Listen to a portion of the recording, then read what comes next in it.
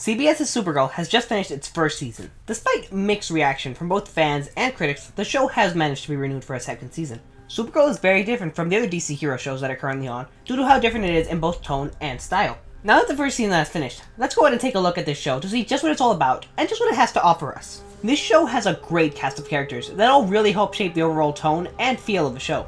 Our main characters are Kara Danvers, Alex Danvers, James Olsen, Winn Scott, and Cat Grant. Our main character is Kara Zor-El, also known by her human name of Kara Danvers, and her superhero name of Supergirl. Kara is a 24-year-old who works in National City as an assistant to Cat Grant. She was sent to Earth to protect her cousin when Krypton was being destroyed, but due to an accident her spacepod was trapped in space, and she didn't arrive on Earth until her cousin had already grown up. Kara's personality is what really helped shape the tone of this show, and really makes it what it is. She's very quirky, she's very energetic, and she always tries to do what is right. She's also very determined, and she can be quite stubborn when she needs to be. Kara works very well with all the other characters, and they all make a great cast together. Kara as a main character makes this show what it is, and makes the characters work the way they do. Alex Danvers is Kara's adopted sister.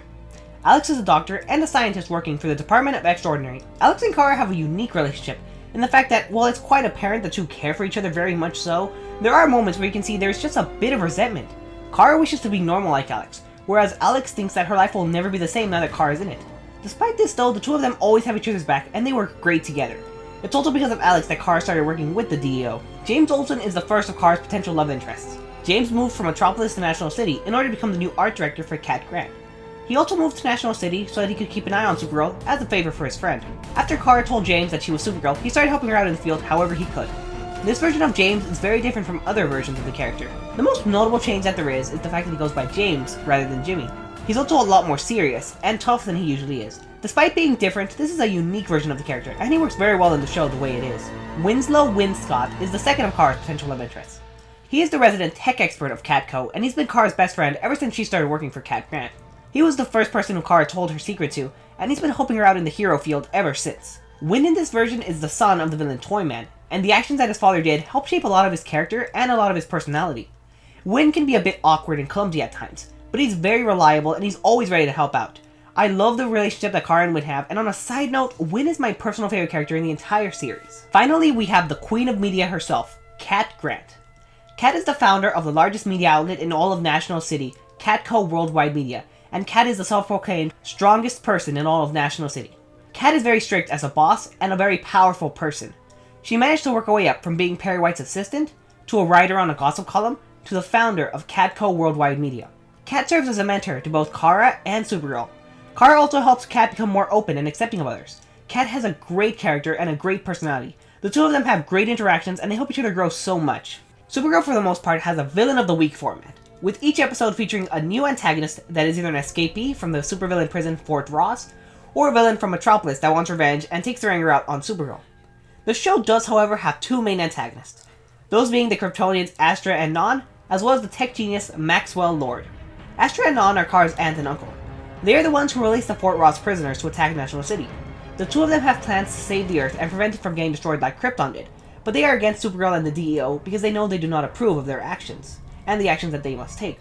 As for Maxwell Lord, he's very powerful and very influential in the tech and business industry. While not entirely a villain, he definitely fears the power that Supergirl and the other Kryptonians have, and he worries about what they could do to Earth if they truly wanted to. He takes actions that no one else will to protect Earth from being destroyed by Kryptonians. The tone of Supergirl is something that is very polarizing for a lot of people. It is a lot more lighthearted than other DC shows such as Arrow, Gotham, and even Flash, which in itself can be very lighthearted. One of the reasons this show carries this tone is because of the fact that it is on CBS. The tone for this show does work though, since Supergirl is supposed to be a shining symbol of hope, just like her cousin. This show also does a good job in giving out messages. At times it does seem just a bit that the show focuses more on its female audiences, but it is quite enjoyable nonetheless. One of the best things this show has is the fact that when it wants to be serious, it can be.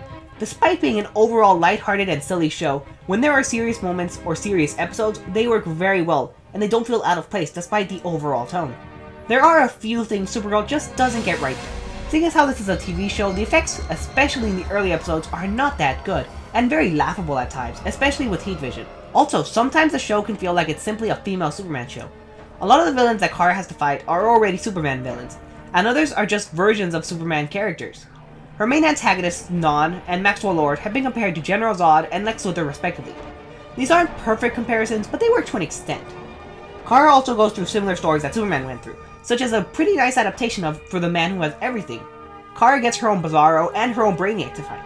Her love triangle with James and Winn has even been compared to the love triangle that Clark had with Lois and Lana so long ago. Speaking of Superman, it seems like the show is banned from using the character, because in the first 5 episodes or so, his name is very rarely used. He is often vaguely referenced using terms such as him, he, your cousin, Metropolis' hero, the Shining Boy Scout, etc. Even after they start using Superman's actual name in the show, he never makes a single appearance. Even in situations where it would make perfect sense for him to appear, he does not. This can be very frustrating and very annoying, and sometimes they have the laziest excuses for why he's not present. Overall, I'd have to say that Supergirl is great! Sure, it has its problems, and it might be a little too silly for some, but when it wants to be serious, it can be, and it definitely has a lot of potential. The show gives out great messages and is really enjoyable for so many. Hopefully Season 2 steps away from the Villain of the Week format, because while it does work for some shows, here it doesn't, and that can really hold it back a bit. If you've seen Supergirl, let me know what you thought of its first season. What are your hopes and expectations for Season 2? Either way, I hope you all enjoyed, and I'll see you all next time!